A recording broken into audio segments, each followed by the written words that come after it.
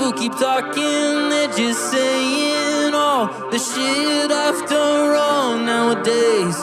They're all psychic, telling me that I should go my own way.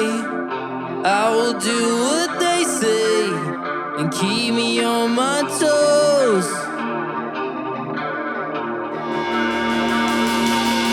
Back in college, I was smoking